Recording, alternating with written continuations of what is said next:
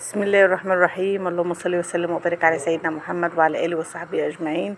السلام عليكم ورحمه الله وبركاته. ازيكم يا حبايبي؟ عاملين ايه؟ يا رب تكونوا بالف خير وصحه وسعاده. وحشتوني كتير كتير من الفيديو اللي فات. اتمنى لو انت جديده في القناه يا ريت تشتركي في القناه وتدعميني كده بالاشتراك بالقناه وتفعلي الجرس وتحطوا لنا لايك كده عشان يوصل لكم مننا كل جديد بنعمله وهنعمله باذن الله. يا ريت تكملوا معنا الفيديو ولو نصه. الفيديو فيه اكتر من حاجة، وطبعا زي ما شفتوا كده الكابتن زيزو في اول الفيديو دي لقطة بس مقطع كده منه هو بيلبس.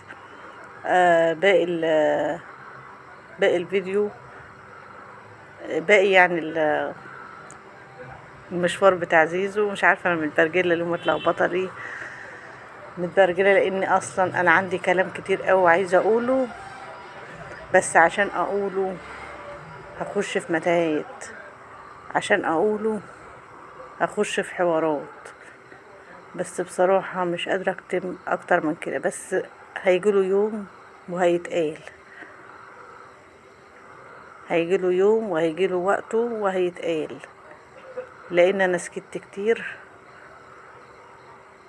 ومش هينفع اسكت تاني اكتر من كده. بس السكوت ده يعني ايه؟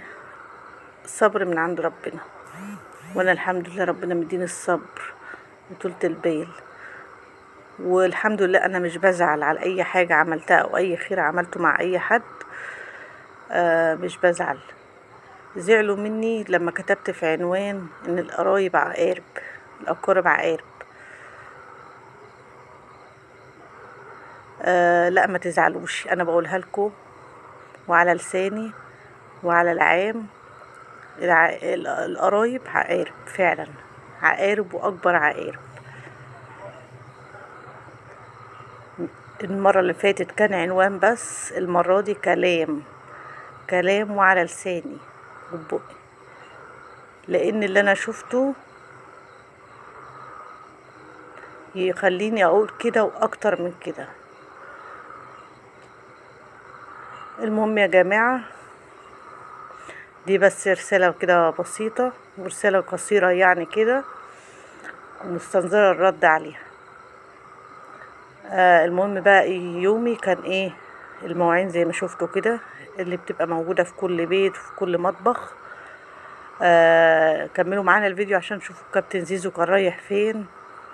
كان بيلبس كده ومحضر نفسه ورايح رحلة جميلة أول مرة يطلعها، فعشان تشوفوا معانا التحضيرات بتاعة الرحلة كمان. خلصت بقى المواعين بتاعتي. عايزة اقول لكم الفيديو ده بقاله فترة مسجل، متصور ولا ايه، بس كان واقف برضو على تسجيل الصوت. ده سبب ان انا يعني ايه السبب اللي بيخليني ان انا ما اعرفش انزل فيديوهات كل يوم. انا ببقى مصورة فيديوهات بس بتقف على التسجيل، باجي عندي التسجيل وفي حاجة بتحوشني، في حاجة بتربطني ان انا اسجل عليها الصوت. قسما بالله هو ده اللي بيحصل. بصور فيديوهات على طول وعندي فيديوهات متصورة، بس باجي عندي ان انا امنتج وبمنتجه واخلصه كله ويبقى واقف على تسجيل الصوت بس. هنا بقى كنت بعمل ايه؟ غسلت حبايتين بطاطس، طبعا بطاطس كبيرة خرطتها زي ما شفتوا كده. هنسلقها ونحمرها تبقى جميلة، احلى من اللي هي مقلية صوابع، كمان تبقى طعمها تحفة يعني. وهنا كنت بعمل ايه؟ قشرت برضو راس توم كده حلوة محترمة، ولا هي كبيرة أوي ولا صغيرة قوي، وطماطمتين خرطتهم كده زي بتاعة السلطة صغيرة. هنعمل ايه؟ هنعمل طبق فول بالطماطم بالثوم، حاجة كده في منتهى الجمال. ولا تقولي لحمة بقى ولا فراخ ولا الكلام ده كله. وهنا برضو علبة جبنة من الجبنة اللي بنجيبها بتاعة الدكان، عبورلاند، أي نوع جبنة، عليها برضو طماطماية وعود شبت كده،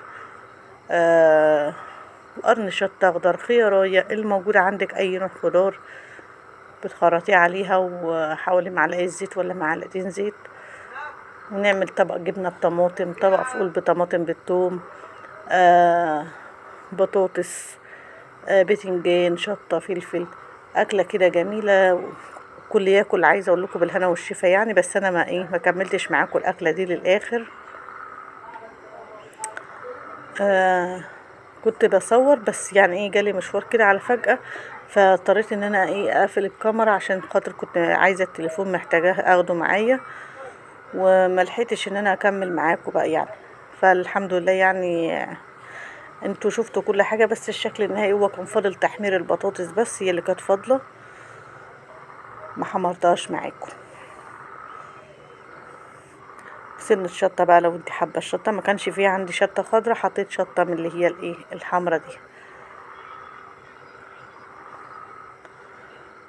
يا ريت تكتروا من التعليقات يا جماعة بالله عليكم، واللايكات. والله اللايك مش بناخد عليه فلوس ولا حاجة يا جماعة، بس هو اللايك بيرفع الفيديو. اتمنى ان انتوا كده تدعمونا كده وتشجعونا والله، ومش هيأثر معاكي في اي حاجة. يعني وانتي قاعدة بتتفرجي كده يا ريت تحطي لايك، اضغطي لايك، مش هيأثر معاكي في اي حاجة خالص خالص. لا اله الا الله سيدنا محمد رسول الله.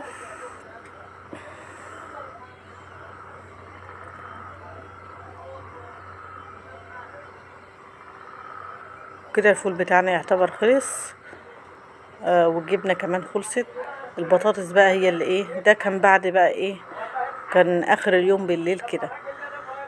هنا بقى ده عندي برتقان بلدي طبعا.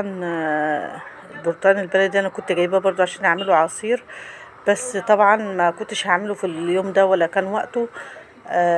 بس عندي زياد ابني كان طالع رحلة تبع المدرسة، فطبعا بيجيب حاجات بقى، عايز يشتري حاجات من الدكان وعصير وبيبس ومش عارف ايه.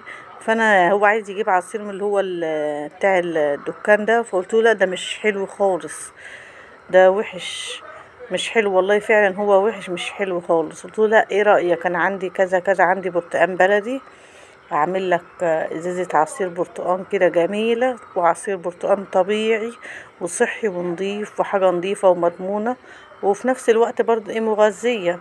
او بص يعني عصير برتقان صافي لا عليه مية، يعني مثلا انا مش قشرته بقى وخرطته وضربته في الخلاط وزودته مية والكلام ده. انت بعد ما بتصفيه كده لو انت لقيتيه تقيل وحابة ان انت تخففيه بمية او زي ما انتوا شايفين كده، شوفوا لونه وشكله عامل ازاي. لو حابه بقى انت تزودي وتخففيه بميه مفيش مشكله، كوبايه ميه وزوديه.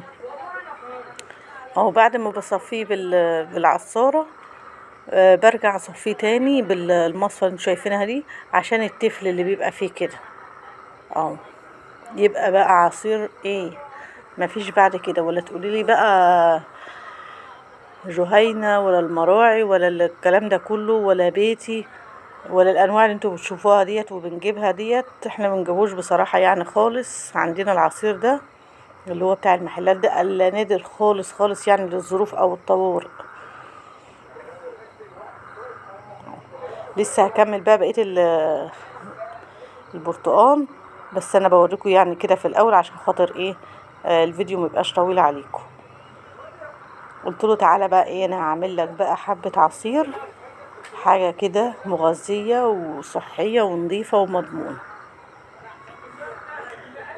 المهم بقى ايه قعدت ادور له على ازاز عشان احطها له فيها، ما لقيتش ازاز خالص اللي هي بتاع البيبس اللي هي الصغيره اللتر دي. الازاز اللي كانت عندي كلها اللي هي 2 لتر الكبيره، فطبعا مش هتنفع وهتبقى ايه كبيره قوي.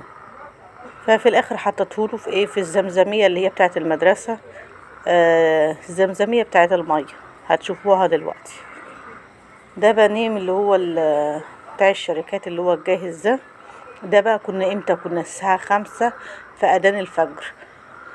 قمت انا بقى ايه قمت 4:30 كده او 4:15. عايزه اقول لكم هو جاب الحاجه اللي هو حاببها او الحاجه اللي هو عايزها. هو قال لي جبنه ولانشون وجايب شيبسي وجايب حاجات تانية. وطبعا احنا اليوم ده كان يوم خميس، هو كان هنجيب فينو، بس طبعا عندنا الافران اللي عندنا في البلد مش بتخبز ولا بتشتغل يوم الخميس. عندنا يوم الخميس ده هنا في البلد الناس كلها قال ايه بيبقوا طابخين وعاملين محشي ومش عارف ايه، فبتوع الافران متعودين على كده من زمان ان الناس يوم الخميس ده محدش هياكل فينو ولا بصومات ولا قرص ولا الكلام ده. فطبعا الافران بتبقى قافله، ولو في عندهم بيبقى بايت، فطبعا الفينو بيبقى مبرول والقرص والحاجات ديت. فهو قال لي ايه هجيب عيش من اللي هو الابيض ده من الفرن برضو صغير زي المطاعم بتجيبه كده ويلفوه سندوتشات. فراح جاب كيس عيش وجاب البانيه ده، وجاب يعني البانيه ده جابه وجاب كيس فشار. يا ابني هعمل لك حبة فشار هنا من اللي احنا بنعمله بتاعنا ده. قال لي لا انا هجيب كيس فشار من ده.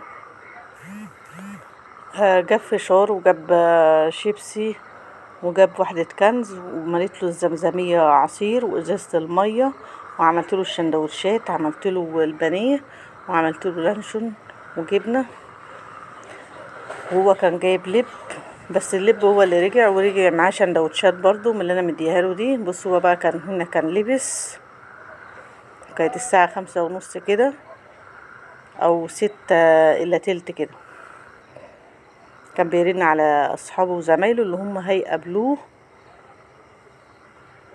عشان يمشوا سوا، يعني يستنوه في مكان معين ويطلعوا يركبوا بقى من على الطريق من اول البلد يعني كده. الاتوبيس بقى ايه هيجيلهم، الاتوبيسات بتجيلهم والمدرسين بيبقوا واقفين معاهم كمان، وبيتجمعوا كلهم عند الموقف اللي هو ايه بتاع بلدنا، يعني الموقف بتاع البلد بيتجمعوا هناك كلهم ويركبوا بقى. هو كده بقى كده كان خلاص نازل. بس كده، وده كان الفيديو بتاعنا النهارده، ويا رب يكون عجبكم واشوفكم على خير. مع الف سلامة.